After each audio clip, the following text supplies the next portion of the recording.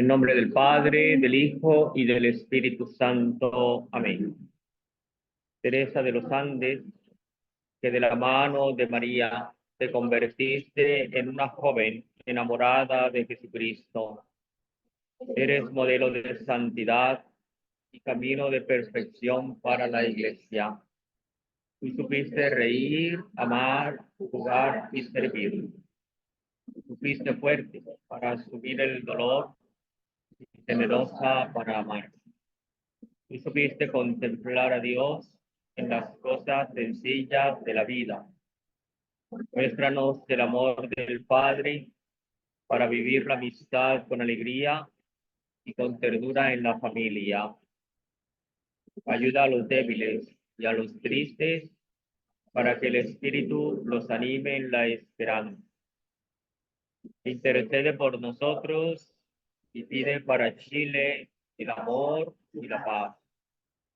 Teresa de los Andes, hija predilecta de la Iglesia chilena, religiosa del Carmelo, amiga de los jóvenes, servidora de los pobres, ruega por nosotros cada día. Amén. Santa Teresa de Jesús de los Andes, ruega por nosotros. Bien, mis queridas hermanas, el tema que le proponía yo a Angelita que desarrolláramos en esta mañana, en la que ya me robaron 20 minutos, es Teresita de Lisieux y la Iglesia Sinodal. Teresita de Lisieux y la Iglesia Sinodal, dos temas de actualidad. Teresita de Lisieux porque estamos celebrando los centenarios de su nacimiento y de su canonización. Y la Iglesia Sinodal porque la Iglesia está en modo sínodo. Ya prácticamente 2 años, prácticamente, que fue inaugurado lo que el Papa Francisco ha llamado el Sínodo de la Sinodalidad. No vamos a definir aquí ahora mismo qué es el sínodo, no vamos a hacer una memoria tampoco del nacimiento de Teresita ni de su canonización, sino que vamos a tratar de poner a dialogar a una monjita del siglo XIX que se llama Teresita de Lisieux, una monjita de clausura, de claustro, encerrada, a ponerla a dialogar con una iglesia en pleno tercer milenio. En el año 2022, 23, 24 y 25, es donde se realiza este sínodo de la sinodalidad. Y uno dice, caramba, la santa más grande de los tiempos modernos, Teresita, como la llamó el Papa Pío X, ¿qué tiene que decir a una iglesia hoy? Una iglesia que está pasando por una situación tan compleja, tan difícil, tan llena de incertidumbre, tan llena de problemas, tan llena de dificultades. Entonces uno diría, ¿no? Que esto podría como aparecer imposible, que una carmelita del Carmelo, una monjita del Carmelo descalzo francés del siglo XIX tenga poco o nada que decir a la iglesia actual, a esta iglesia a la que nosotros pertenecemos. Pero nos atrevemos y aventuramos a dar una respuesta positiva, diciendo que sí tiene algo que aportar y además mucho que aportar, mucho que decir. ¿Quién lo creyera? ¿Por qué? Porque los grandes santos siempre están en modo algo podemos decir, algo podemos decir. Y si es de la familia carmelitana, podríamos decir nosotros que es mucho podemos decir, mucho podemos decir. Entonces, Teresita de Lisieux, ¿qué le puede decir a la iglesia nuestra hoy? A nuestra iglesia de hoy, ¿qué nos puede decir a nosotros, carmelitas, descalzos, que peregrinamos en esta iglesia sinodal? Y fíjense, les voy a dar siete aportes que Teresita de Lisieux puede hacer a nuestra iglesia. Los voy a enumerar todos y luego miramos a ver hasta dónde llegamos. Primero, la iglesia sinodal nos ubica en el lugar de lo común. La iglesia sinodal nos ubica en el lugar de lo común, de lo comunitario, del sentido de familia y de lo fraterno. En el lugar de lo común, de lo comunitario, del sentido de familia y de lo comunitario. 2. La iglesia sinodal debe tender a ser una iglesia humilde. Vuelve a aparecer el tema de la humildad, aquella del fraile de ayer. A mí en humildad nadie me gana. Debe ser una iglesia humilde. 3. La iglesia sinodal es esencialmente misionera. Esencialmente misionera, en conexión con la fiesta de los apóstoles Felipe y Santiago, apostólica. O como dice el Papa, en salida. En salida. Abierta e incluyente. Abierta e incluyente, no excluyente. 4. La iglesia sinodal e incluyente. La iglesia sinodal debe acoger el evangelio de nuestro Señor Jesucristo como norma de vida. Evangelio como norma de vida. 5. La iglesia sinodal, sacramento del rostro de Dios. Sacramento del rostro de Dios, cercano y misericordioso. 6. Ay, Dios mío. Sacramento del rostro de Dios, cercano y misericordioso. Esa es cuál, la quinta. 6. Énfasis en la mística. Énfasis en la mística más que en la ascética. Énfasis en la mística más que en la ascética. Ascética. Ya después miraremos a ver qué significan esas palabras raras. Y 7. La iglesia sinodal experimenta a la Virgen María imitable y cercana. La iglesia sinodal experimenta a la Virgen María, salud, imitable y cercana. Ahí está pues el menú que nos espera. 7 características de la iglesia sinodal que ilumina perfectamente Teresita de Lisieux en estos años de sus aniversarios. Ahí están los 7 y es bueno enumerarlo porque ya cuando lleguemos, si llegamos al quinto, dicen, ay, siquiera ya va a terminar.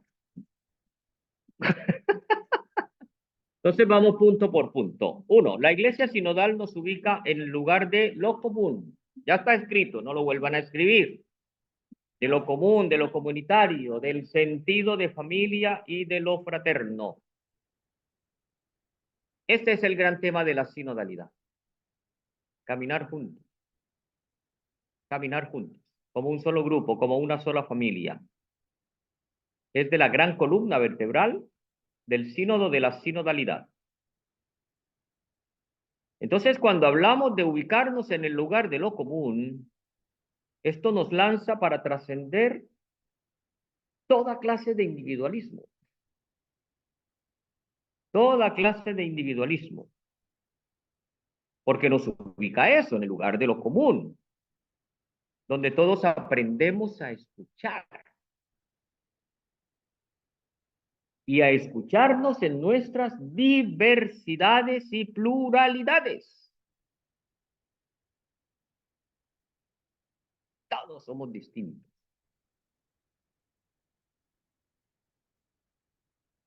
Todos somos tan diferentes. La mano es una, está compuesta por 5 dedos y todos son diversos. Todos son distintos. Eso es la pluralidad. Por eso, en medio de nuestras diversidades, aquí nadie se parece a nadie, ¿eh? Aquí hay dos parejas de hermanas, si mal no estoy, ¿no? Patricia y la madre maestra. ¿Dónde está la madre maestra? ¿Dónde estás que no te veo? No, espere, Patricia mira ahí. Y luego Vicky y Chela. Y Chela. Creo que no hay más parejas de hermanas, ¿verdad? Se parecen bastante, sobre todo aquí en la vueltica de la oreja, pero son distintas. Son distintas. Por mucho que se parezcan, por muy hermanas que sean, son distintas.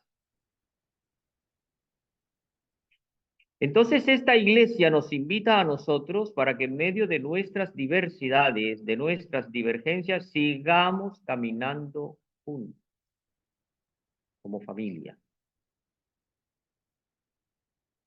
El gran drama de la humanidad es la división.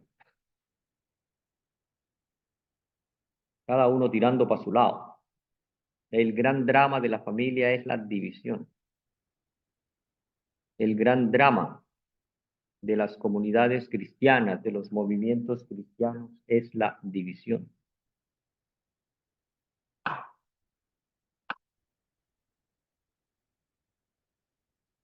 Veamos los noticieros. Y es eso.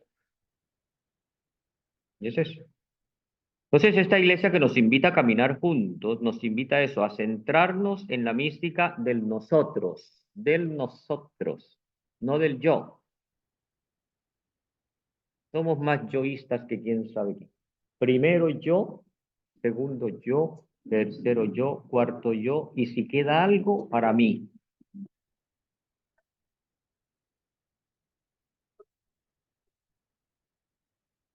Entonces nos invita a eso, a centrarnos más en lo plural y no en lo singular. A seguir caminando en clave fraterna.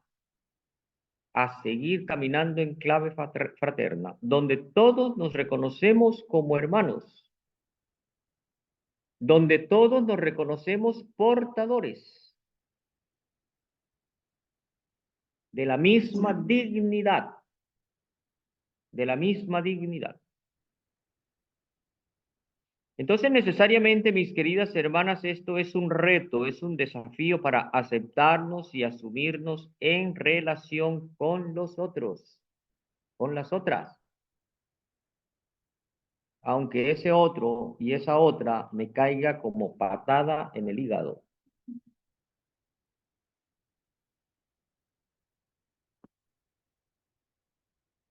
Este reto nos ubica entonces nos reta, valga la repetición, nos reta en la necesidad de seguir purificando la relación entre nosotros.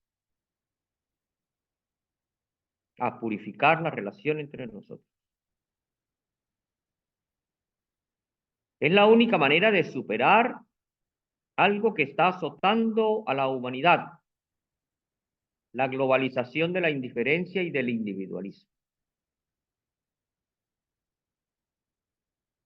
El gran Martin Luther King, ese líder norteamericano, decía que si no nos unimos todos juntos como hermanos, pereceremos todos juntos como idiotas.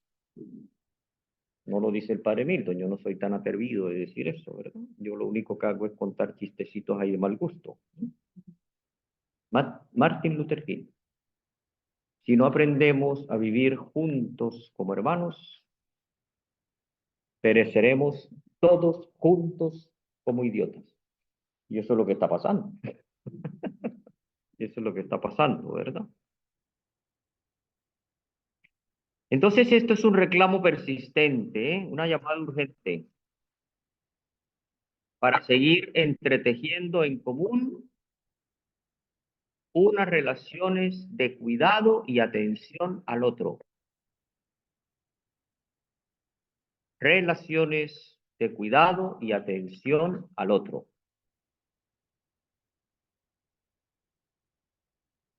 Esta es la forma de ser de Teresita de Lisieux. Esta es la forma de vida, de ser y de vivir de Teresita de Lisieux al interior de su monasterio de Lisieux. su monasterio carmelitano. Su vida es una anticipación a esto que la Iglesia está predicando y ha predicado siempre. No hace falta forzar sus escritos, para nada, para nada, para nada, para darnos cuenta cómo ella es maestra que nos enseña a ubicarnos en lo común, en lo comunitario, en lo familiar, en lo plural. Ya seguramente me adivinaron el texto, sin igual que ella nos regala. Ella nos escribe en el manuscrito C, 1314, manuscrito C, 1314. Oigan pues, que a veces pensamos que para los santos y para las santas del Carmelo todo fue comer sopaipilla con café o con té. Ellas también las pasaron difícil y no para ella todas las cosas fueron fáciles. Y con una ventaja que nosotros tenemos, porque si yo me enojo con un hermano, me voy a dar una vueltica por San Felipe o los Andes. Pero Teresita Lisieux encerrada en un monasterio, ¿para dónde iba a coger? ¿Para dónde se iba a ir? Y vean lo que escribe ella. Hay en la comunidad, ¿están despiertas? Menos mal.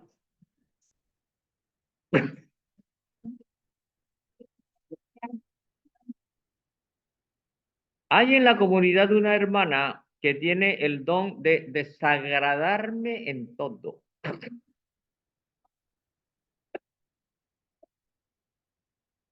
En todas partes pasa.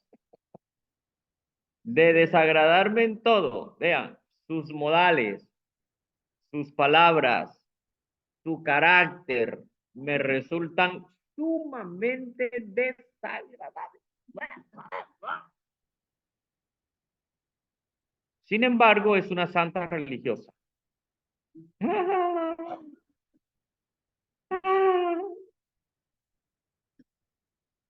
Que debe ser sumamente agradable a Dios. Entonces,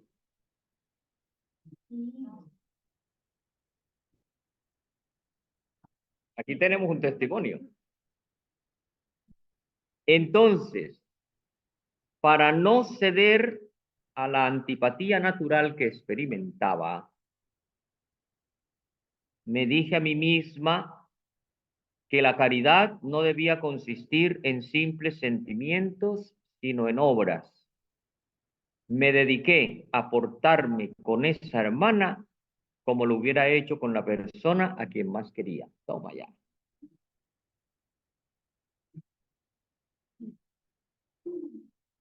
Teresita de Lisieux, nuestra hermana.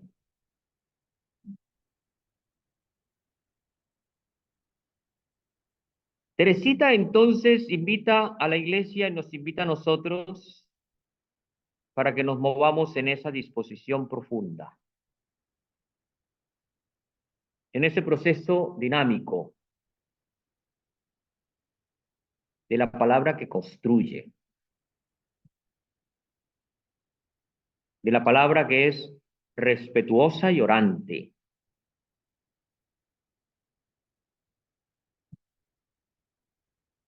Para crecer en esa disposición, para aceptar al otro como es.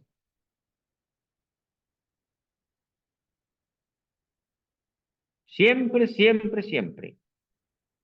Aunque el otro me caiga mal y tenga todos los doctorados para desagradarme en todo, la vida espiritual siempre será una llamada al esfuerzo para sumar, para dinamizar la participación de todos, la aceptación de todos, para no ceder, atención a la expresión de Teresita, que me parece que es un lema bellísimo, para no ceder a la antipatía natural que todos tenemos. Nos presentan a una persona y sin saber el nombre, de una vez me cayó simpatiquísimo, me cayó muy bien, o de una vez, sin saber quién es, me cayó re mal. Eso es simpatía y antipatía natural. Para no ceder, ojo pues, Teresita, para no ceder a la antipatía natural que experimentaba. Todo un proyecto de vida.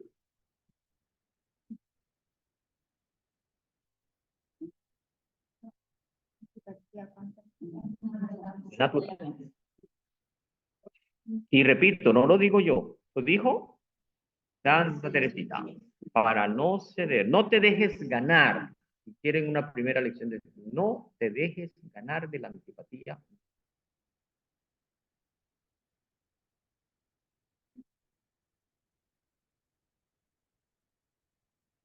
En este mismo contexto les recuerdo otro texto de Teresita. Comillas, escribe ella. Recuerdo un acto de caridad que el Señor me inspiró a hacer siendo todavía novicia. No fue nada importante, pero nuestro Padre que ve en lo escondido y que mira más a la intención que a la importancia de la obra, ya me lo ha pagado sin esperar a la otra vida. Era la época en que Sor San Pedro, una monjita de Lisieux, difícil, dura.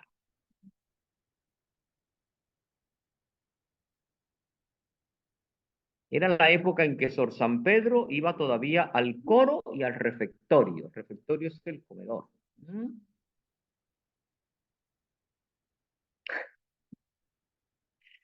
En la oración de la tarde se ponía delante de mí. 10 minutos antes de las 6, una hermana tenía que encargarse de llevarla al refectorio, pues las enfermeras tenían en aquel entonces demasiadas enfermas para venir a buscarla a ella. Ojo, para los santos las cosas no fueron fáciles. Me costaba mucho ofrecerme para prestar este pequeño servicio, pues sabía que no era fácil contentar a esta pobre Sor San Pedro, que sufría tanto que no le gustaba andar cambiando de conductora. Sin embargo, no quería perder una ocasión tan hermosa de practicar la caridad. Recordando que Jesús había dicho, lo que hagáis al más pequeño de los míos, a mí me lo hacéis. Me ofrecí pues con mucha humildad a conducirla y no me costó poco trabajo conseguir que aceptara mis servicios. Al fin puse manos a la obra y fue tanta mi buena voluntad que el éxito fue completo. Me gané por completo sus simpatías y sobre todo, lo supe más tarde, porque después de cortarle el pan, le dirigía antes de marcharme mi más hermosa sonrisa.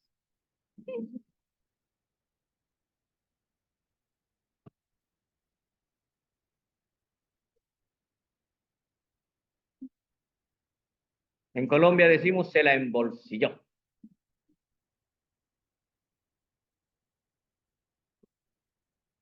Impresionante. Era novicia, era novicia. Sí. Dos, dos. No tiene 2 años, sino el punto dos, ¿no? La iglesia sinodal debe ser una iglesia humilde. Debe ser una iglesia humilde.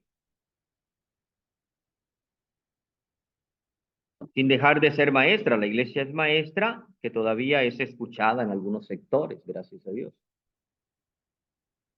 Tenemos gente que nos va a escuchar a la misa, sin llamarles, y llega. Cualquier político desearía tener ese público. La iglesia sigue siendo maestra, es escuchada. Pero también debe crecer la iglesia en su condición de oyente, de ser discípula, que esté siempre abierta para aprender. porque tiene mucho que aprender. Tenemos mucho que aprender. A veces los curitas pensamos que nos las sabemos todas.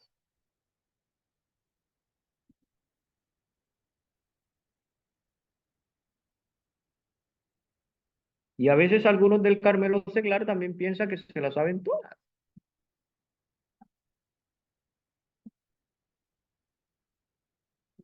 A veces pasa, a veces pasa. Bueno, eso pasa ya en otros lados, ¿no? En Europa. Acá.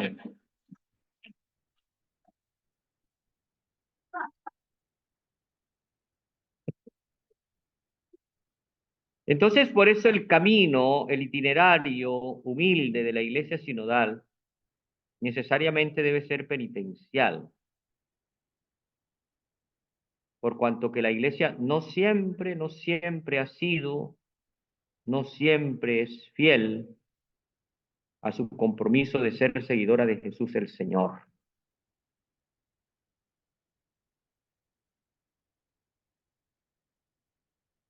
Aún en sus hijos predilectos, como se les llama a los sacerdotes en la iglesia, y como aún nos sigue mirando gran parte del pueblo de Dios, no hemos sido lo suficientemente fieles. Por eso la iglesia necesita pedir perdón, y eso lo ha dicho el Papa, los últimos tres papas, por activa y por pasiva.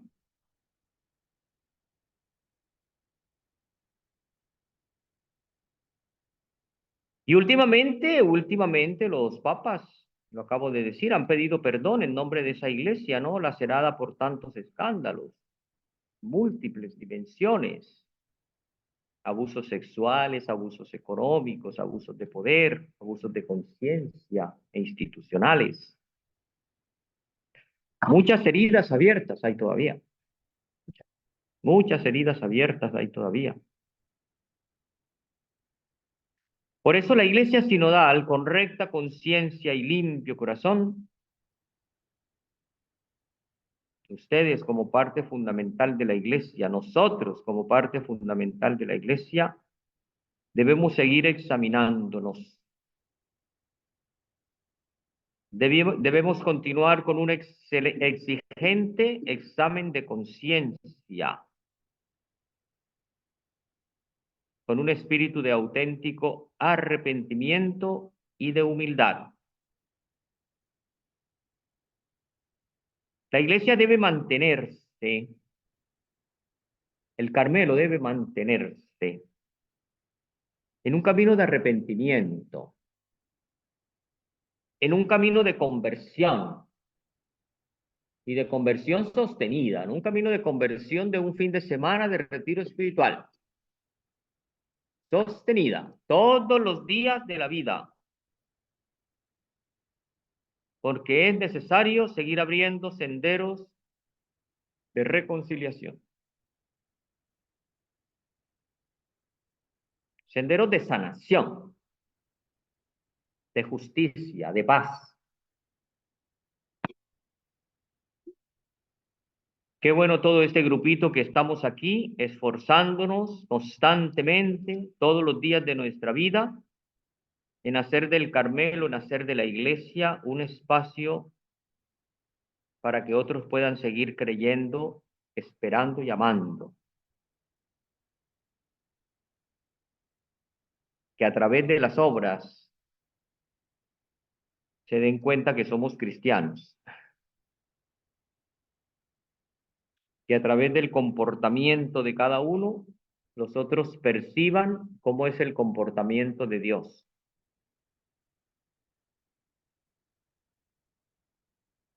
En este campo, Santa Teresita tiene una conciencia enorme, enorme. Y allí podríamos ubicar nosotros a Santa Teresita en esa progresiva oración de intercesión que hace por los sacerdotes.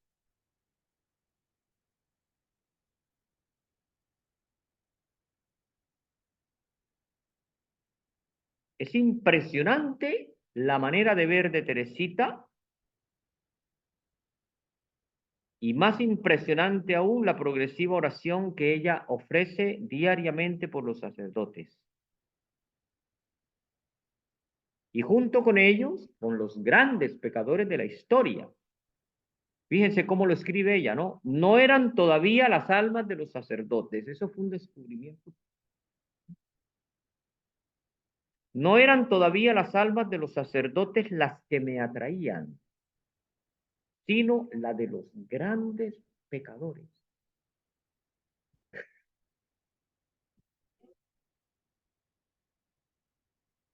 La de los grandes pecadores.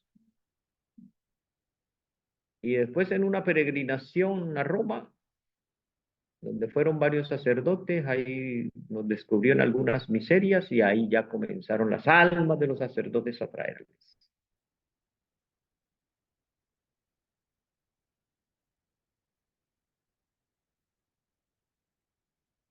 Entonces fue descubriendo Teresita la oración por los sacerdotes, que es una costumbre muy arraigada en la familia carmelitana.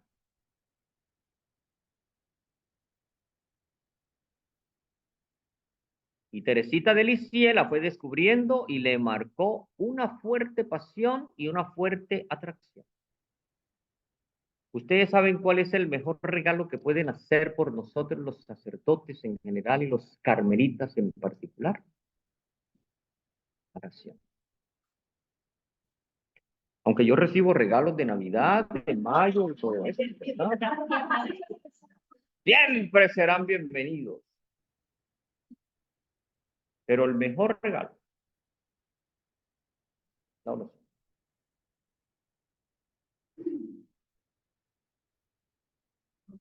Y sé que ustedes lo hacen, pero lo remarco más, lo remarco más. Porque ese es el mejor regalo. Más aún, yo digo, el mejor negocio en la Iglesia Católica. Las ovejas orando por sus pastores y los pastores orando por sus ovejas. Cuando esto lo hacemos, somos más fuertes, ustedes y nosotros, los pastores y las ovejas y los pastores. Además que esto es fundamental en el Carmelo, en el Carmelo.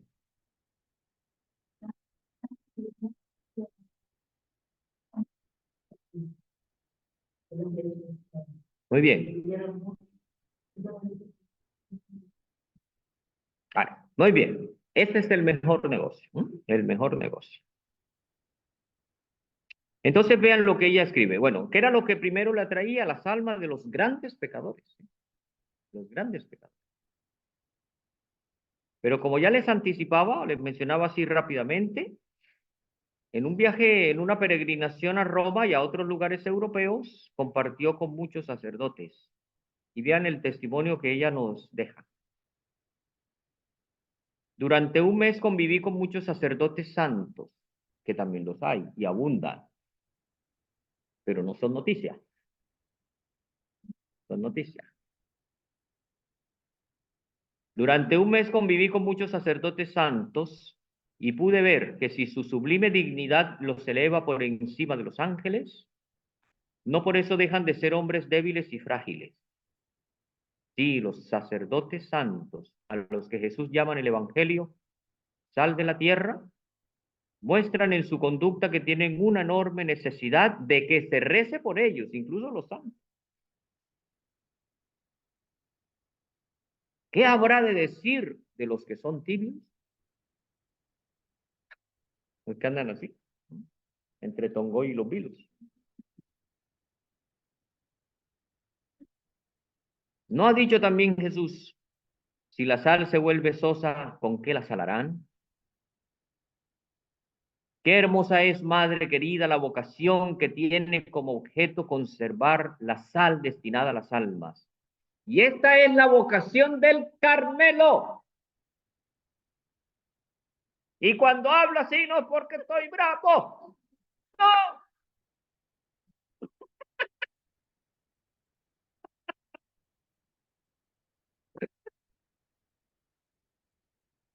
la vocación del Carmelo.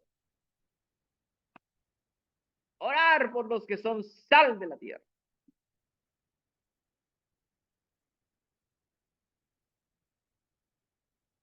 Y esta es la vocación del Carmelo, pues el único fin de nuestras oraciones y de nuestros sacrificios es ser apóstoles de apóstoles.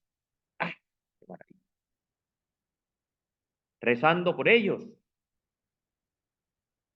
mientras ellos evangelizan a las almas con su palabra y sobre todo con su ejemplo. He de detenerme, pues si continuase hablando de este tema, no acabaría nunca.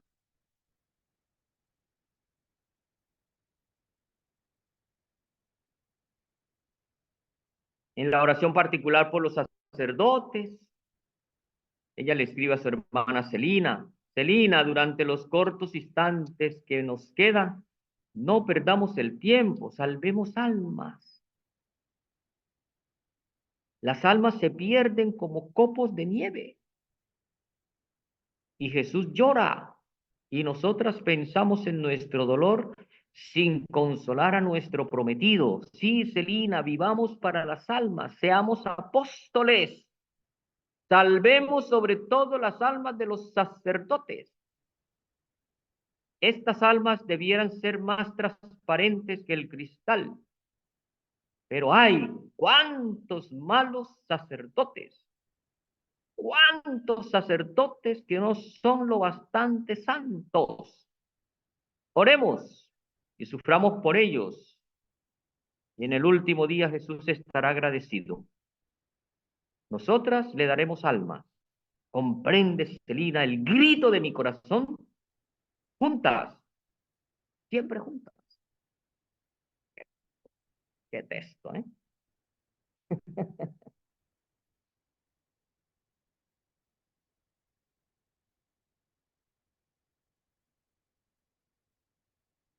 Qué textos. Claro. Una gran preocupación de Teresita. Y anima y exhorta a su hermana, Celina. Vuelve, le insiste: Celina, si quieres, convirtamos almas. Tenemos que forjar este año muchos sacerdotes que sepan amar a Jesús, que le toquen con la misma delicadeza con que le tocaba a María en la cuna.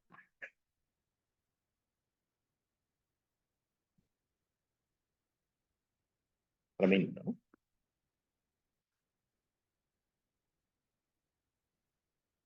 3. La iglesia sinodal es esencialmente misionera, en salida, incluyente, abierta. Ahí lo tienen ya notado. Nunca debe ser cerrada ni excluyente.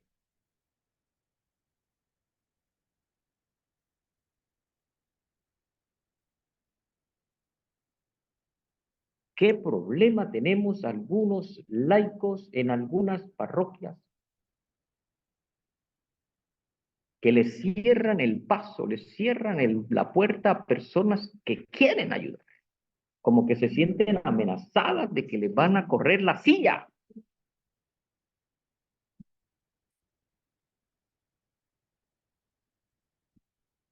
¿Qué sucede? ¿Ah? ¿Anda más? Sí, sí, sí, sí, sí.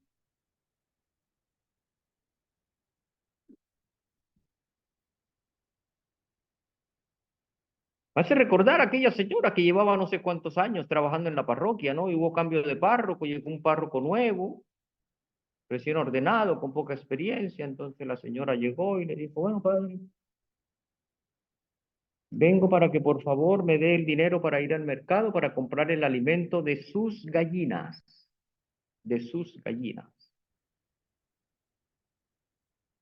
Al mes, padre, se acabó el alimento de sus gallinas, vengo para que me dé más dinerito para comprar en el mercado el alimento de nuestras gallinas.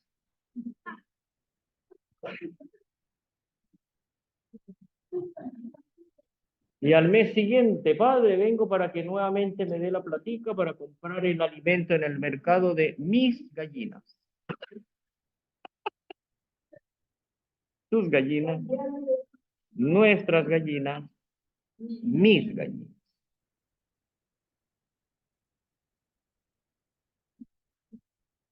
A veces, de cerrar la entrada a nuevos miembros. Si la oración particular por los sacerdotes que hace Teresita es fuerte, no está excluida ninguna otra persona. Su preocupación es por todas las almas. Y por supuesto las más necesitadas. Ella lo acaba de expresar en ese texto que les leí, de los más grandes pecadores. Los santos no van solos al cielo, siempre arrastran y llevan consigo otras personas. Hay preocupación por los demás. Y esa preocupación le marcó la vida a Teresita de Lisieux desde su más temprana edad. Dios la constituyó a ella en un pescador de almas, una pescadora de almas.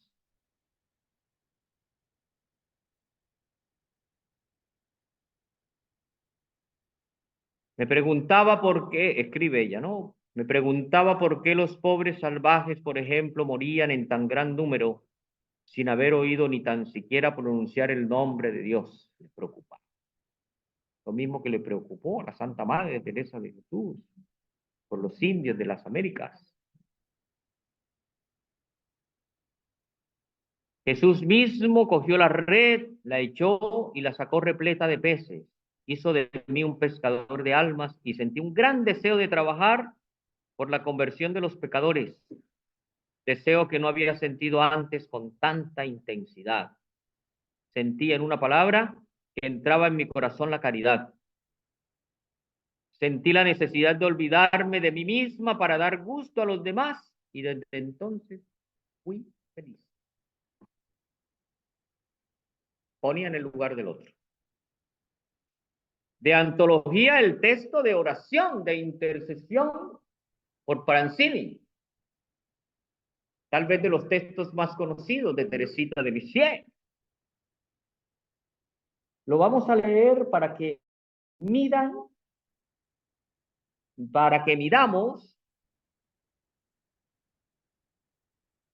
la altura y profundidad de la comprensión del Dios misericordioso que experimenta Teresita.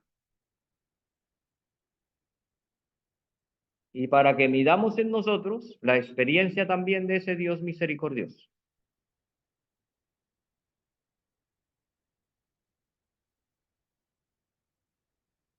Este texto es una maravilla. Una maravilla. Escribe así Teresita. Oí hablar de un gran criminal que acababa de ser condenado a muerte por unos crímenes horribles. Oiga, gran criminal, crímenes horribles. Todo hacía pensar que moriría impenitente. Yo quise evitar a toda costa que cayese en el infierno. Por pecador, por muy miserable, por muy criminal, no voy a dejar que se condene. Igualito a nosotros, que sin conocerlo ya lo condenamos 20 veces. En primera, en segunda, en tercera y en última instancia.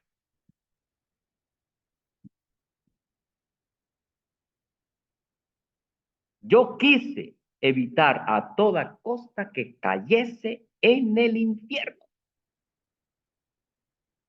Y para conseguirlo empleé todos los medios imaginables. Sabiendo que por mí misma no podía nada, ofrecí a Dios todos los méritos infinitos de nuestro Señor y los tesoros de la Santa Iglesia. Y por último le pedí a Celina que encargase una misa por mis intenciones, no atreviéndome a encargarla yo misma por miedo a verme obligada a confesar que era por Pranzini el gran criminal.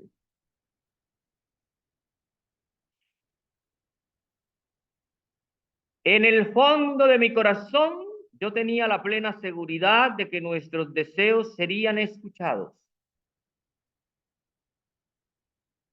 Pero para animarme a seguir rezando por los pecadores, le dije a Dios que estaba completamente segura. Ojo, le dije a Dios que estaba completamente segura de que perdonaría al pobre infeliz Francini. Estaba segura.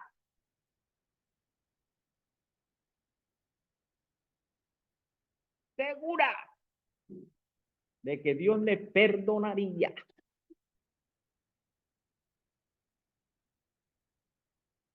Y que lo creería aunque no se confesase ni diese muestra alguna de arrepentimiento. Tanta confianza tenía en la misericordia infinita de Jesús, pero que simplemente para mi consuelo le pedía tan solo una señal de arrepentimiento. Para mi consuelo, no por desconfianza de la misericordia del Señor. Mi oración fue escuchada al pie de la letra. Las lágrimas traicionaron mi emoción y tuve que esconderme. Francini no se había confesado. Había subido al cadalso y se disponía a meter la cabeza en el lúgubre agujero cuando de repente, tocado por una súbita inspiración, se volvió, cogió el crucifijo que le presentaba el sacerdote y lo besó 3 veces y besó por 3 veces su llaga sagrada.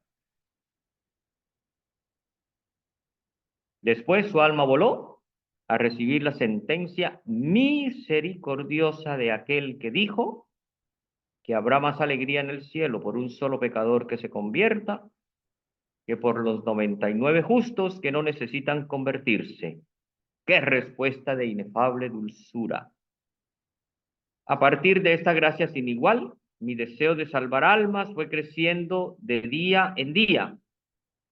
Me parecía oír a Jesús decirme como a la samaritana, dame de beber. La oración de Teresita no excluye a nadie. A nadie. Por eso ella sigue inspirando el caminar de la iglesia de nuestros días. Ella es fiel al auténtico y genuino evangelio de nuestro Señor Jesucristo. La iglesia es experta en comunión, no en división. Y ustedes y yo somos iglesia. Por lo tanto, estamos llamados a ser expertos, expertas en comunión y en amor. Estamos llamados a ser manifestación del compromiso extremo con el otro. Aunque ese otro sea un Francini o una Francini. Aunque ese otro sea un esclavo del egoísmo, del rencor, del vicio.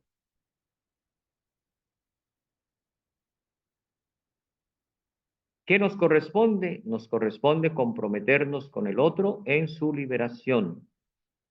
Y Teresita en esto es fuente de inspiración.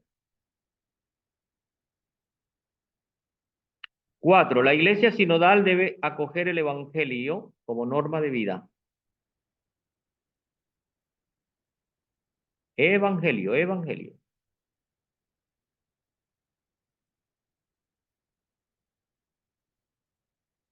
Todos estamos invitados a eso, a acoger e intentar vivir el evangelio de nuestro Señor. Necesariamente tenemos que entrar en contacto directo con las palabras de Jesús. Y las palabras de Jesús las encontramos nosotros en los evangelios. Los evangelios siguen siendo espíritu y vida, como nos ha recordado la liturgia en estos días con Juan 6:68. Espíritu y vida.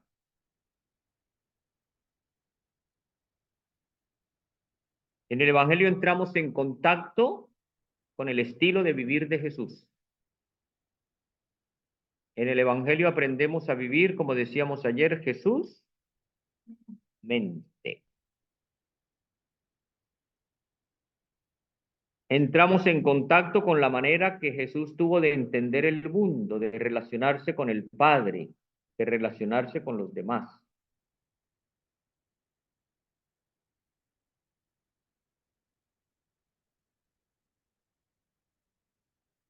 La manera de gastar su vida, entregar su vida, de entregarla por los demás.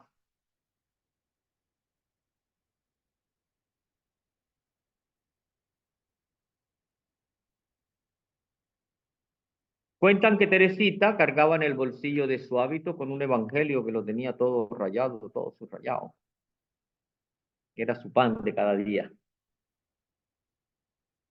Lo leía. Y de hecho los escritos de Santa Teresita uno los coge así y los exprime y chorrea evangelio. Chorrea evangelio. El día de su canonización, un sacerdote que estaba en la plaza de San Pedro le dijo a un compañero que tenía allá al lado, también sacerdote, ¿no? Cuentan estas cosas hermosísimas, ¿no? Dice, van a canonizar al evangelio.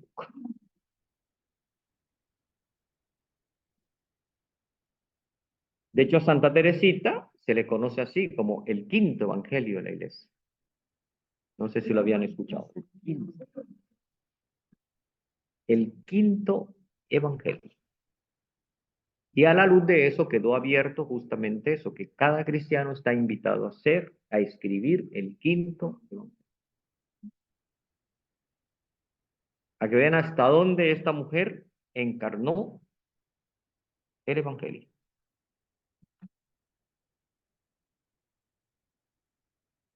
Ella de cara al evangelio escribe así, ¿no? Descubro de continuo nuevas luces y sentidos ocultos y misteriosos en el evangelio.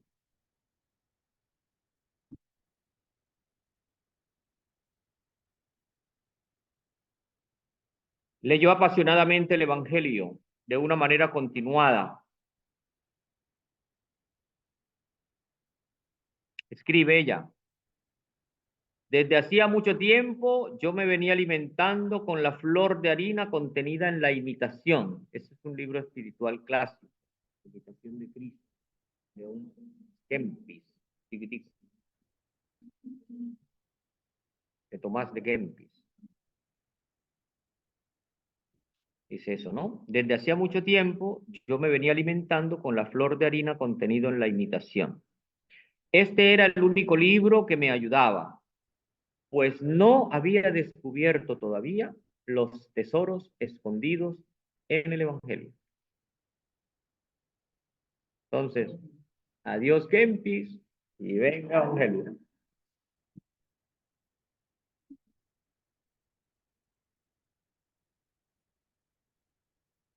La profunda alegría de ella de llegar a Roma, haciendo realidad su viaje soñado, y mucho más aún cuando ve que el Papa sale a celebrar la Eucaristía con toda esa emoción, que llega hasta el extremo de ver al Papa, no la hace perder la atención, la escucha atenta del Evangelio del día.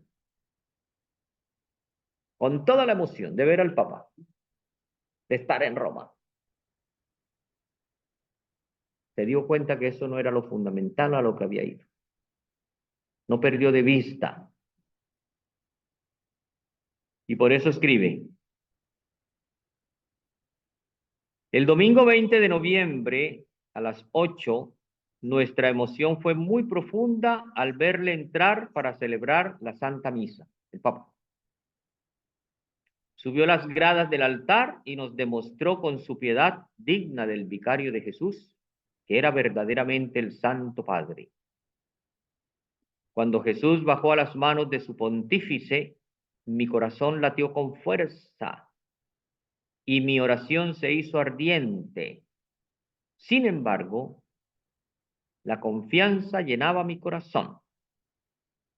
El evangelio de ese día contenía estas palabras. El evangelio de ese día contenía estas palabras: no temas, pequeño rebaño, porque mi Padre ha tenido a bien daros su reino. Y el Papa, la celebración, qué maravilla, qué chévere, qué bueno, el incienso para allá, el incienso para acá, qué majestad tal, pero centrada en el evangelio. Se acordaba del evangelio de ese día.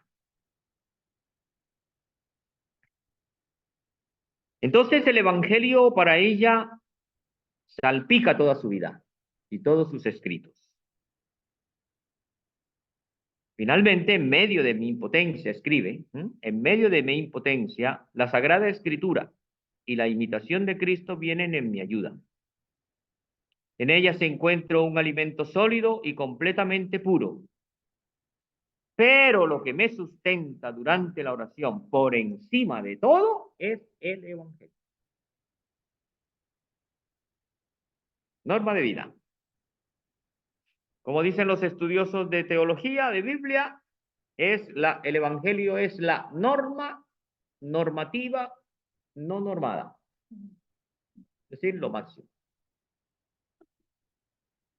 Lo máximo. Norma normativa, no normada. El Evangelio es memoria permanente de los valores esenciales de nuestra vida cristiana.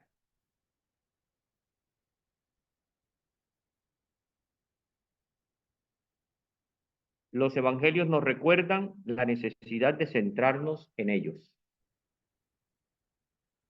En ellos.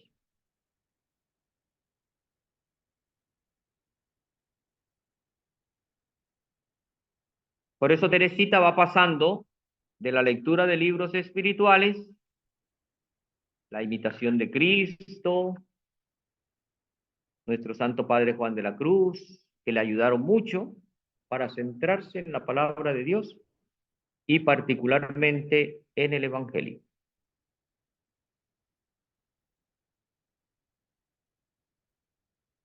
Cinco, la iglesia sinodal, ya lo tienen escrito allí, sacramento del rostro de Dios, cercano y misericordioso. Con lo que hemos dicho de la confianza que sentía que este Dios misericordioso perdonaba a Pranzini, lo pasamos, dejamos así nomás, ¿verdad? Ahí enunciado, porque con ese texto es un texto de antología realmente.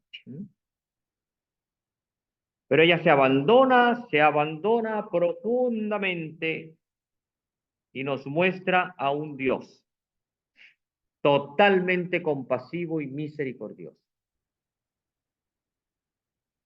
en el que todos los cristianos, en el que todos los cristianos, todos los carmelitas en general debemos crecer. A veces el cristiano de hoy es demasiado verdugo con sus hermanos, duro, hasta consigo mismo.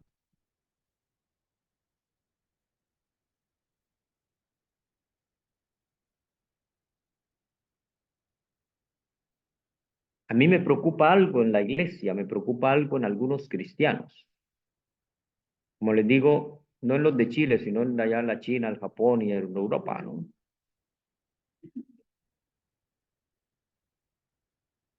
Que se le facilita creer más en un Dios castigador, pues, severo, castigador.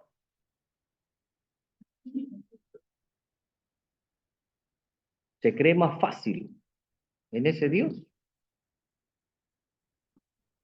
que en un Dios misericordioso. Nos cuesta a veces creer más en un Dios compasivo y misericordioso.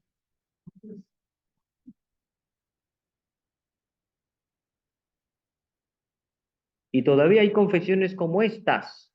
Padre, yo no sé si Dios pueda perdonarme este pecado. Ya entramos mal. Ya entramos mal con esa confesión.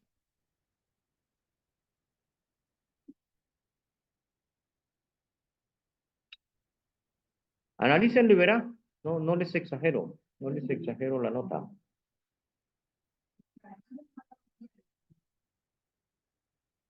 Sí, pero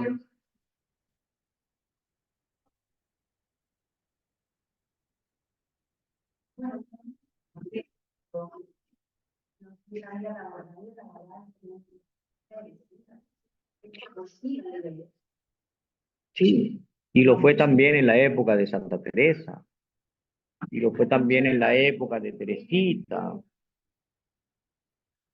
y lo fue también en la época del mismo Jesús. Es que el evangelio se ha abierto caminos, se sigue abriendo caminos y se seguirá abriendo caminos en un mundo que es hostil al evangelio. Para Jesús la cosa no fue fácil. Para nuestra Santa Madre Teresa de Jesús la cosa no fue fácil. Para Teresita la cosa no fue fácil. Para Teresita de los Andes la cosa no fue fácil. Para la Madre Teresa de Calcuta las cosas no fueron fáciles. Sí, yo acepto lo que tú planteas de fondo, pero hay dos formas de dejarse moldear, o por la mentalidad mundana o por la mentalidad evangélica.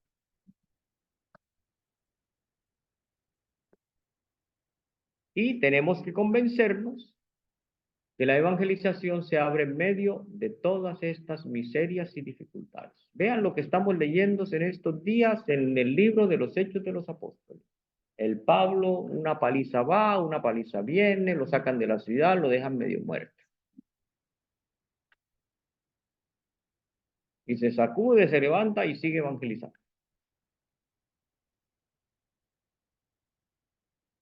Vivir en el mundo, nosotros estamos acá alimentándonos porque no somos valientes de dar la talla, no somos valientes de anunciar a Jesucristo o tener una vida como Él y vivirla. ¿Sí? Tenemos más miedo de las personas, de los que no conocen a Cristo. Y donde tenemos ese miedo,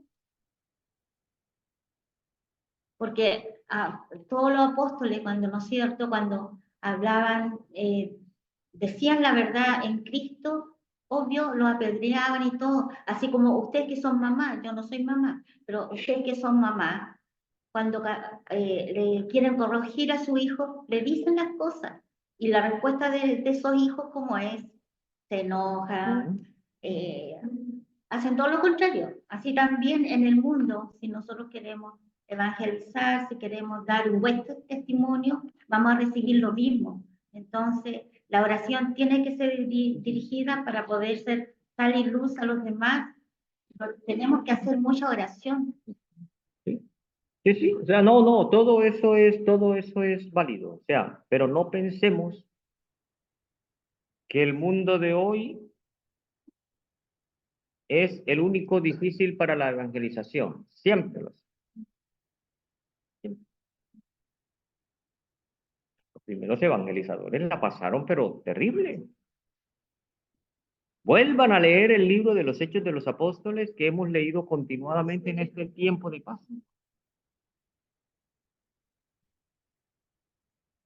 Al mismo Jesús, predicando en Nazaret, le dijeron que estaba chiflado.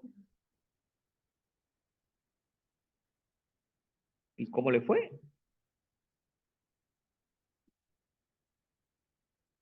Pero Jesús siguió. El apóstol Pablo siguió. Bernabé siguió. Santa Teresa siguió. Teresita siguió. Y a nosotros nos toca seguir con nuestras limitaciones, pero sobre todo con la confianza puesta en el Señor.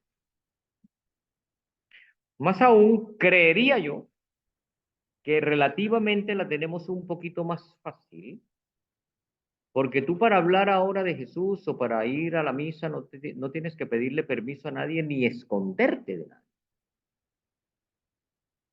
¿Sí? En cambio, antes se tenían que reunir escondidos en los hogares por miedo a que le hicieran lo mismo a Jesús.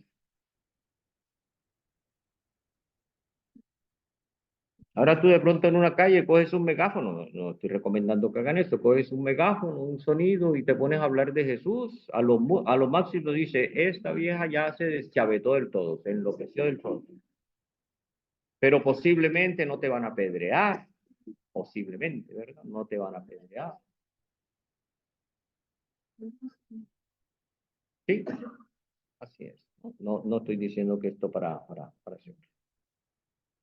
Pero todo eso, nada te impide de seguir creciendo en mostrar el rostro de un Dios compasivo y misericordioso. Eso es. Es el testimonio que da Teresita, que no se dejó llevar por el mundo, que no se dejó llevar por la mentalidad del mundo, que no se dejó llevar por las resistencias y las dificultades del mundo, que no se dejó llevar por las antipatías naturales, ni se dejó vencer por las dificultades.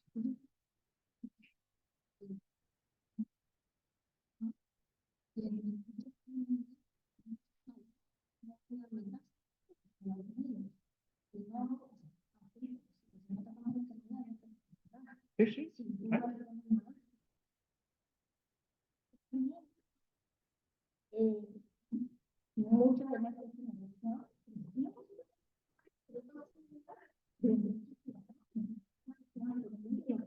Así es, tal cual, sí, sí, por eso lo digo, ¿no? Me preocupa que hay muchos más cristianos que se tragan más la imagen de un Dios juez, castigador, vengador, que un Dios misericordioso.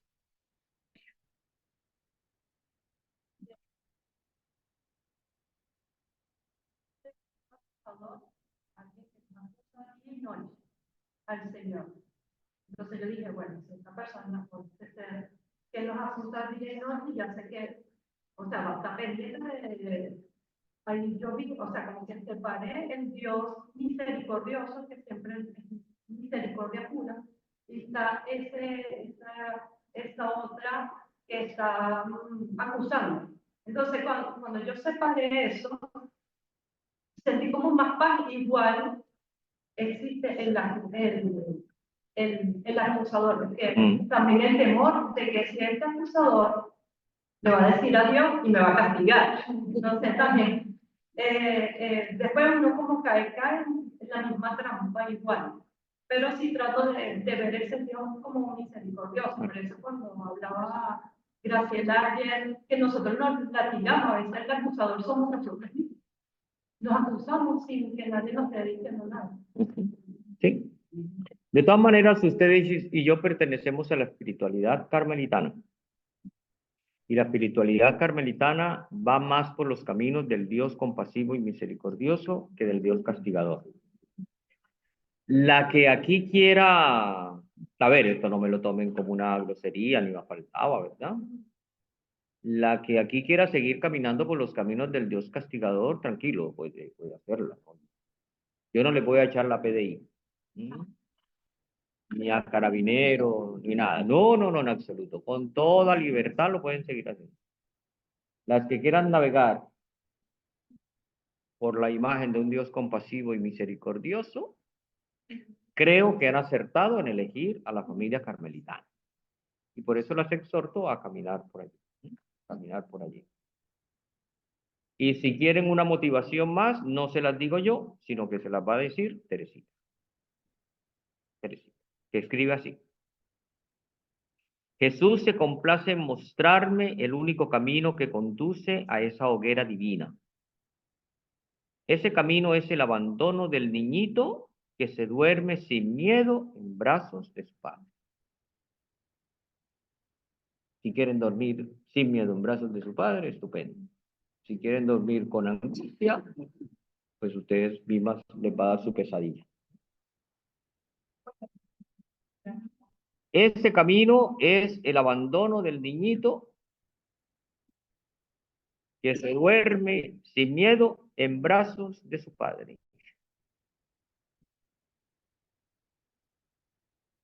El que sea pequeñito que venga a mí, dijo el Espíritu Santo por boca de Salomón. Y ese mismo Espíritu de amor dijo también que a los pequeños se les compadece y perdona. Y en su nombre el profeta Isaías nos revela En el último día el Señor apacentará como un pastor a su rebaño.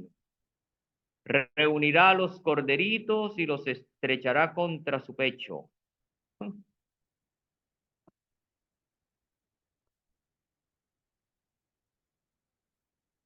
Venga mi corderita de San Fernando. ¡Yeah! ¡Yeah!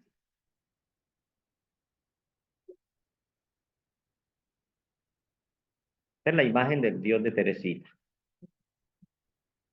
Si les convencen, acéptanla y tratemos de vivirla. Y siguen. Y como si todas esas promesas no bastaran, el mismo profeta, cuya mirada inspirada se hundía ya en las profundidades de la eternidad, exclama en nombre del Señor: como una madre acaricia a su hijo, así os consolaré yo. Como una madre acaricia a su hijo, así os consolaré yo. Os llevaré en brazos y sobre las rodillas os acariciaré. Sí, madrina querida, ante un lenguaje como este, solo cabe callar y llorar de agradecimiento y de amor. Pues Jesús no pide grandes hazañas, sino únicamente abandono y gratitud.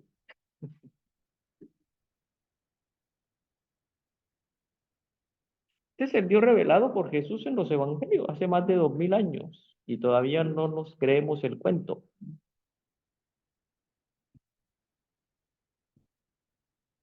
Todavía no nos creemos el cuento.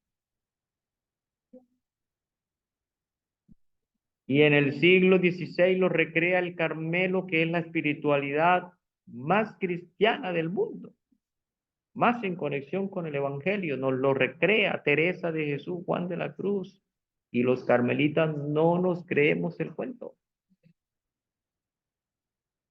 Y en el siglo XIX nos lo manifiesta grandemente esta, la santa más grande de los tiempos modernos. Nada.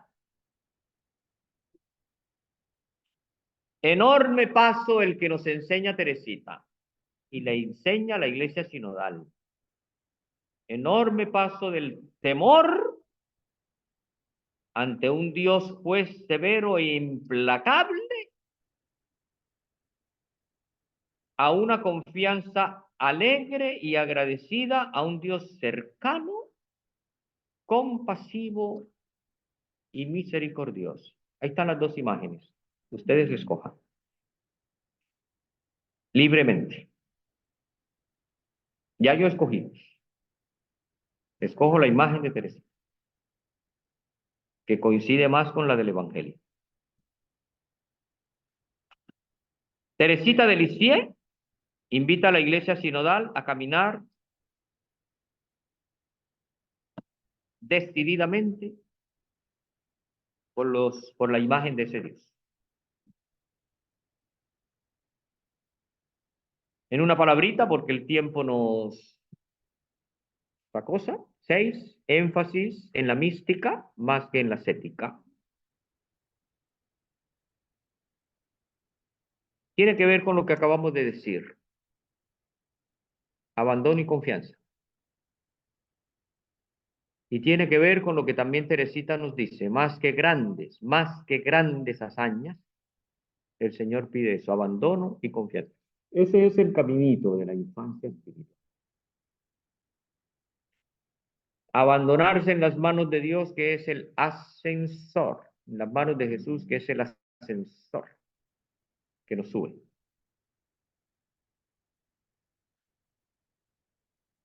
Posibilidad abierta para todos. Teresita de Lisieux es un derroche de confianza, de abandono y de amor.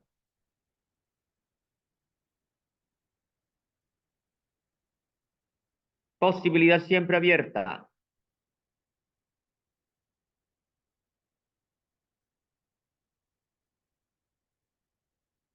Posibilidad siempre abierta. Dios siempre es semáforo en verde. Pase, pase, pase. Abandonen y olvídense de Dios por un año. Y vuelven dentro de un año. Y Dios les recibe con el mismo amor de siempre. No les va a regañar, no les va a jalar las orejas, no les va a decir, sí, después de un año vienes ahora ahí con carita de perrito arrepentido, sí, venga a ver, cuente, ahora sí me la voy a desquitar, venga usted, ¿por qué fue que se me fue? Eso jamás, eso jamás se los va a decir el hijo pródigo, que se quedó con su discursito armado. Me levantaré, iré a la casa de mi padre y le diré, Padre, he pecado contra el cielo y contra ti. Ya no merezco llamarme hijo tuyo, trátame como a uno de tus formas. Y el papá estaba aquí en Cunaco y lo vio en San Fernando y salió corriendo a buscarlo.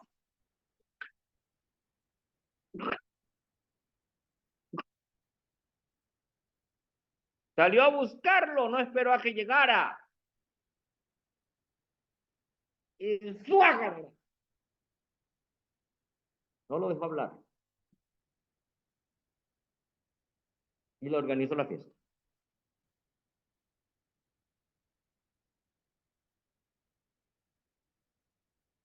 Y le organizó la fiesta. Y ahí está el hermano, ¿no? Vea, el diablo haciendo hostia, acusando al hermano y al papá. Oye, papá, ¿pero qué te pasa? ¿Te enloqueciste?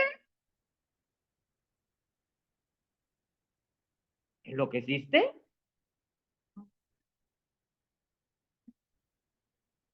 Este tipo, aparte de desearte la muerte, porque te está pidiendo la herencia, pedirle la herencia al papá es decirle, muérete. Te desea la muerte, te mata, te le da la plata, se va para allá, se la gasta en lo que se la gasta, se fue para Santiago, se la parrandió toda. Y viene y tú ahí mismo lo agarras y esto.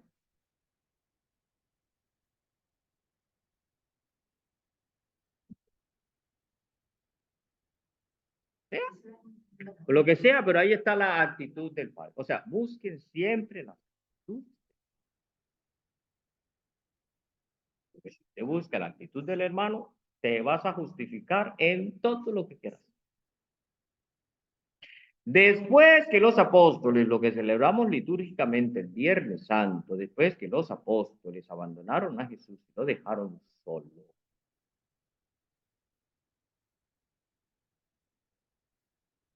Después de resucitado, que se le manifiesta primero a María Magdalena. Vean lo que Jesús le dice a María Magdalena.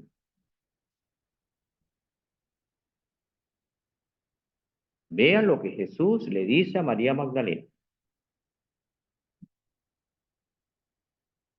Ve y dile a mis hermanos. Dile a mis. No le dice eso no se lo dice. Ve, claro, ve y dile a mis hermanos que vayan, que allá me verán. Él no manda a María Magdalena diciéndole, ve y dile a esos desgraciados.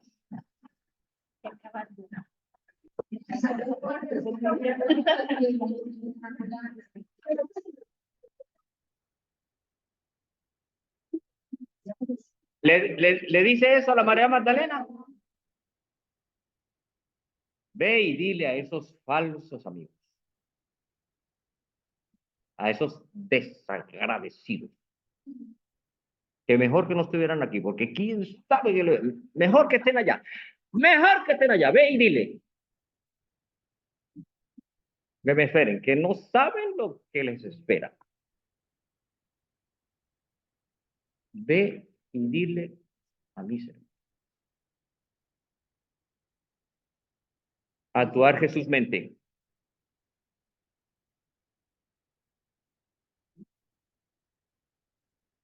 Le damos la palabra a Teresita. Usted, madre, sabe bien que yo siempre he deseado ser santa. Es confianza en cuando yo digo mística es la obra que el Señor puede hacer. Y es especialista en hacer. Y es lo que nosotros no podemos hacer.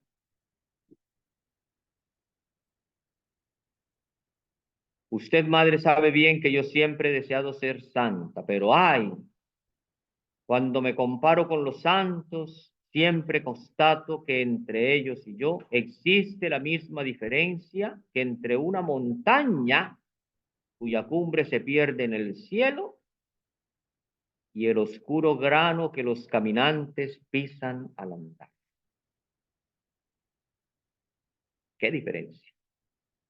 Pero en vez de desanimarme, me he dicho a mí misma, Dios no puede inspirar deseos irrealizables. Por lo tanto, a pesar de mi pequeñez, puedo aspirar a la santidad. Agrandarme es imposible. Tendré que soportarme tal cual soy, con todas mis imperfecciones. Pero quiero buscar la forma de ir al cielo por un caminito muy recto y muy corto, por un caminito totalmente nuevo, que el de las grandes hazañas. Constata Teresita entonces una doble realidad. Su pequeñez, su incapacidad,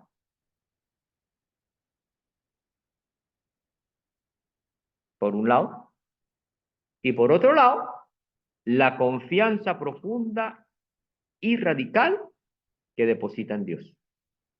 Tú sí lo puedes. Tú sí lo puedes. Por otro lado, confianza de meterse en los brazos poderosos de Dios al que ella asimila con el ascensor divino. Ascensor divino. Y esos brazos, ascensor divino, es el que la llevará, la subirá, la elevará a la santidad tan deseada.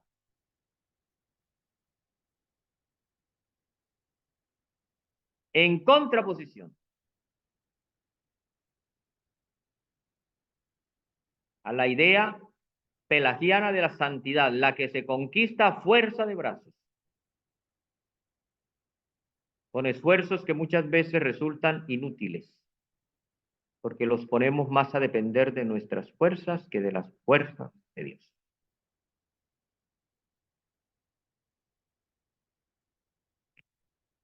Por mucho que hagas esfuerzo, la ascética es eso. Por muchos esfuerzos que hagas, ascética, que son importantes y es necesario hacerlo, nunca vas a lograr regar el huerto con la lluvia. O sea, se te da gratis. Puedes hacer el esfuerzo para regar desviando la corriente, haces una canalita allí. Puedes hacer el esfuerzo cogiendo un balde, ir a coger al lago y regar la plantica. Pero por mucho esfuerzo que hagas, no vas a lograr que llueva.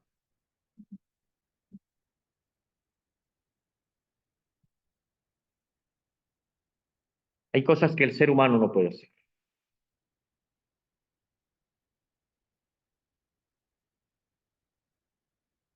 Solamente Dios. Y en estos días los evangelios también del buen pastor han estado en esto. Y yo les daré vida eterna. Eso no lo puede dar el hombre. Eso es mística.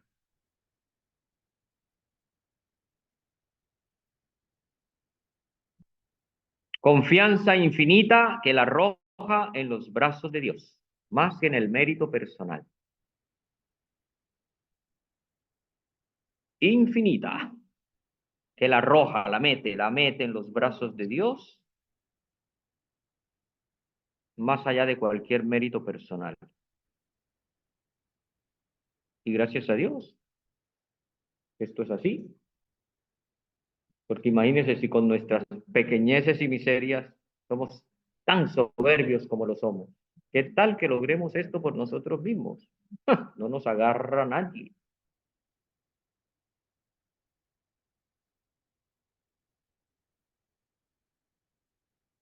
Con lo pecador y lo miserable que somos y nos creemos la última Coca-Cola del desierto. Ahora, ¿qué tal? ¿Qué tal que podamos hacernos santos nosotros mismos?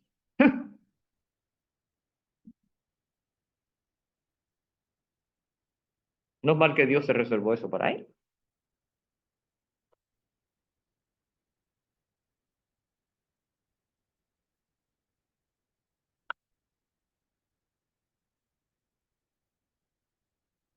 Y finalmente,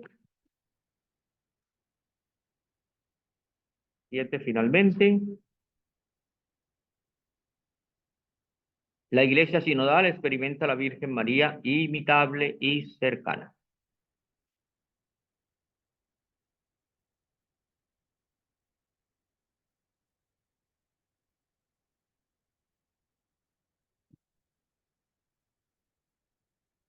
Tanto a Jesús como a la Virgen María y como a los santos en general nos los han presentado tan fuera de este mundo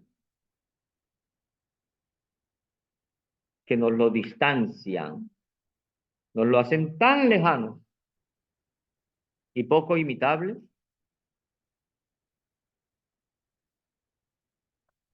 que uno cae en expresiones como esa. Ah, es que era Jesús. Ah, es que era la Virgen María. Ah, es que esa era Santa Teresa de Jesús.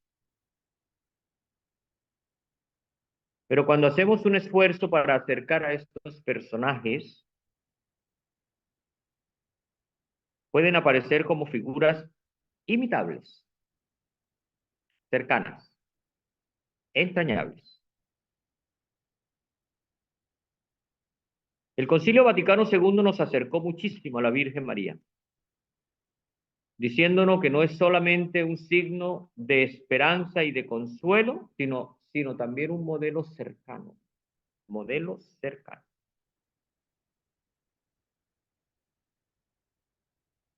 El anterior patriarca de Jerusalén, Monseñor Fuad Dual, cuando hablaba de la Virgen María, decía que ella era feligrés de la parroquia de Nazaret. Modelo cercano. Cercano. Pues Teresita de Lisieux se adelantó muchos años al Concilio Vaticano II. Y escribe así. Esto lo pueden ver después en Últimas Conversaciones del 21 de agosto. Últimas Conversaciones, que es una obrita pequeñita, del 21 de agosto. Dice, escribe así Teresita, ¿no? Para que un sermón sobre la Virgen me guste y me aproveche, tiene que hacerme ver su vida real, no su vida imaginaria.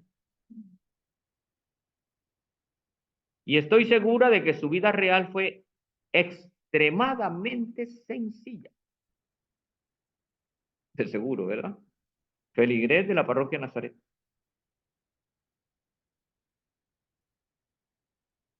Nos la presentan inaccesible. Habría que presentarla imitable. Hacer resaltar sus virtudes. Decir que ella vivía de fe igual que nosotros. probarlo por el Evangelio donde leemos. No comprendieron lo que quería decir. No lo comprendieron.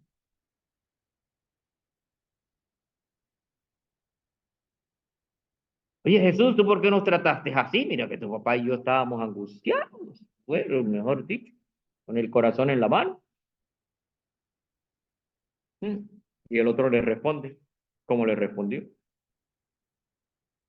¿Y para qué me estaban buscando? Estaban las cosas de mi padre. El Evangelio dice claramente, no entendieron, no tenían ni idea de lo que les estaba hablando a la Virgen. Y nosotros queremos saberla toda. No entendieron lo que les dijo. ¿Eh? María no se la sabía todo.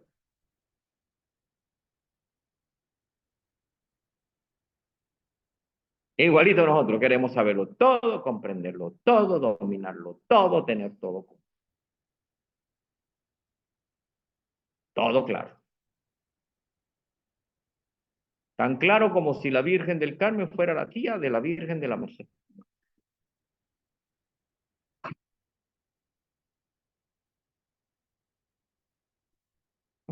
Clarísimo. No comprendieron lo que quería decir. Y esta otra frase no menos misteriosa. Sus padres estaban admirados por lo que se decía del niño. Esta admiración supone una cierta extrañeza, ¿no te parece, madrecita? Sabemos muy bien que la Santísima Virgen es la reina del cielo y de la tierra, pero es más madre que reina.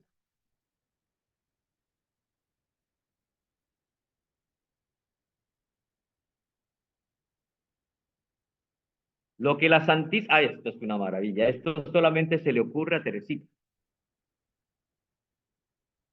Lo que la Santísima Virgen tiene sobre nosotros es que ella no podía pecar y que estaba exenta del pecado original.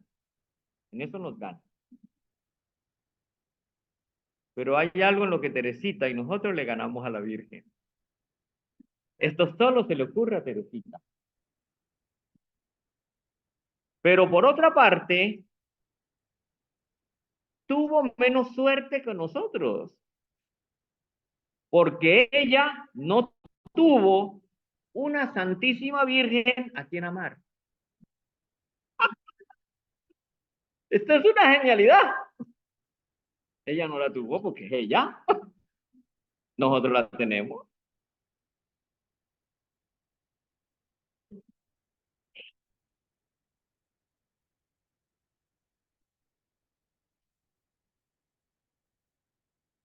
Pero por otra parte, es que esto a mí me parece tan tierno y tan real. Ella nos la gana. No podía pecar, es la madre de Jesús.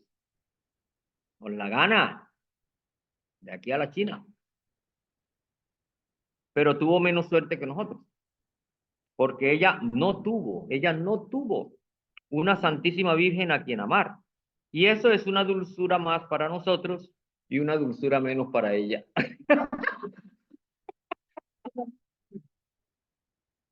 Ella es la Virgen, ella no tiene una Virgen aquí. Nosotros sí, la tenemos a ella. Y la tenemos por madre. Y continúa. Un testimonio de otra hermana suya, la Inés. Un testimonio de Teresita a propósito de la Virgen María. Y con esto ya termino. Me decía, Teresita le decía a ella, Inés, me decía que todo lo que había oído de la Santísima Virgen la había dejado indiferente. Que los sacerdotes nos presenten virtudes practicables. Está bien hablar de sus privilegios, pero sobre todo tenemos que poder imitarla.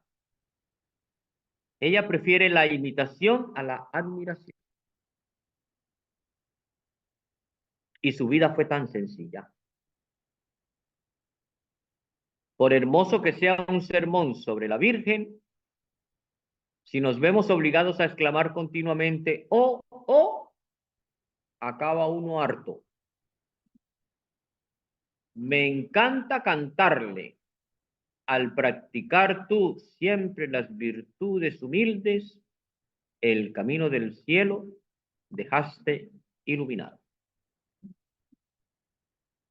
Ella prefiere, la Virgen Teresita, prefiere la imitación a la admiración. La imitación a la admiración.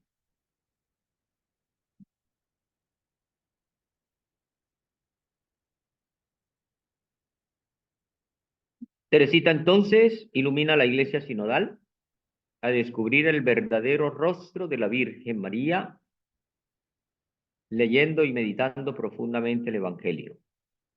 Y leyendo y meditando profundamente el Evangelio, la Virgen María tiene una vida extremadamente sencilla, humilde, cercana a todos nosotros que somos sus hijos.